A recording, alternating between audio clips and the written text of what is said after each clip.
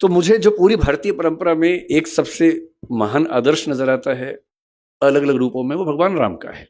भगवान राम का प्रसंग ये है कि वो भी युवा होने के कगार पर हैं और उनके पिता राजा दशरथ कह रहे हैं कि बेटा, मेरी इच्छा है कि अब तुम राजा बनो। राम खुद नहीं कह रहे हैं, दशरथ कह रहे हैं। राम तो यहां तक कह रहे हैं कि पिताजी ये उचित बात नहीं है, हम 4 भाई हैं, कहने कहने का उम्र का अंतर है, एक ही दिन तो पैदा हुए थे, आधे 1 घंटे के अंतर को बड़ा भाई छोटा भाई क्या होता है, सब साथ साथ पैदा हुए थे।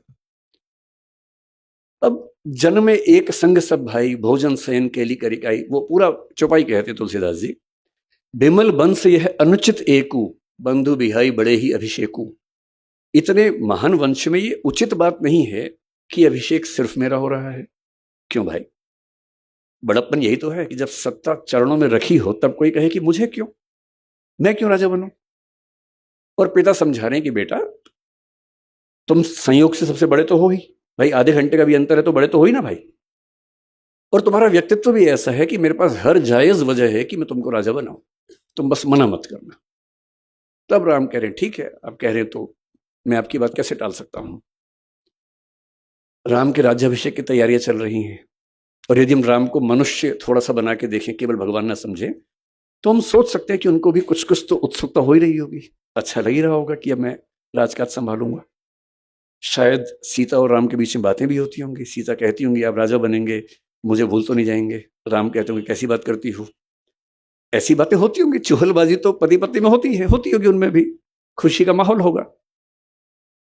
और अचानक एक प्रसंग घटता है।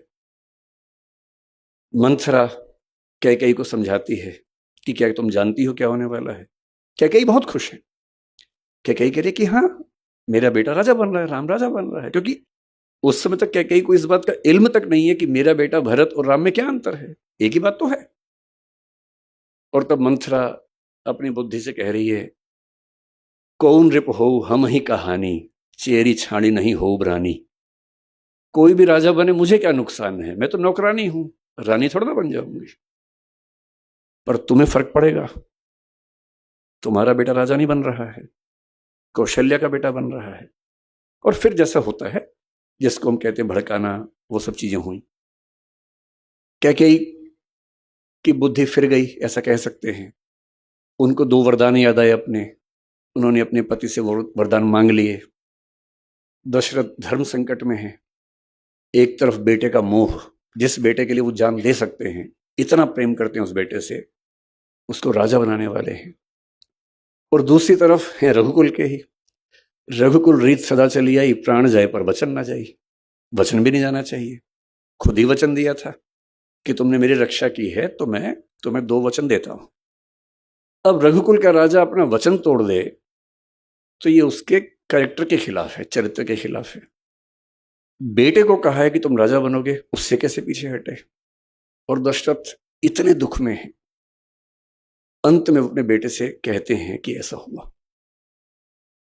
मैं सोचता हूं, कल्पना करता हूं, अगर राम कह देते, क्योंकि राम अकेले बेटे तो है नहीं इस दुनिया में, इसी दुनिया में शाहजहां का बेटा औरंगजेब भी था, इसी दुनिया में बिंबिसार का बेटा अजातशत्रु भी था, और इन दोनों बेटों ने अपने बाप को मरवा दिया था।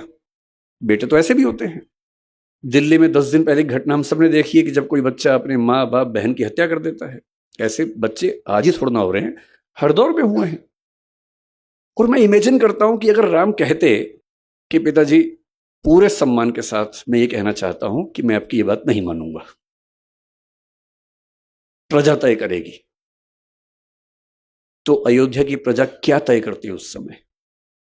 क्या अयोध्या की प्रजा राम को जाने देती? नहीं जाने देती।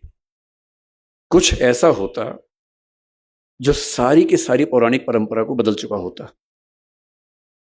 पर राम को पता था कि मेरा असली उद्देश्य क्या है, सत्ता या अपने पिता का सम्मान, अपनी वंश परंपरा का सम्मान। और अपने पिता, अपनी वंश परंपरा के सम्मान के सामने सत्ता क्या चीज है, 2 कौड़े की चीज है।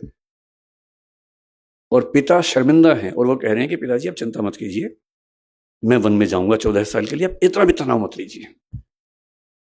फिर उनकी पत्नी ने कहा कि मैं भी जाऊंगी, लक्ष्मण ने कहा मैं भी जाऊंगा। कितना बड़प्पन है।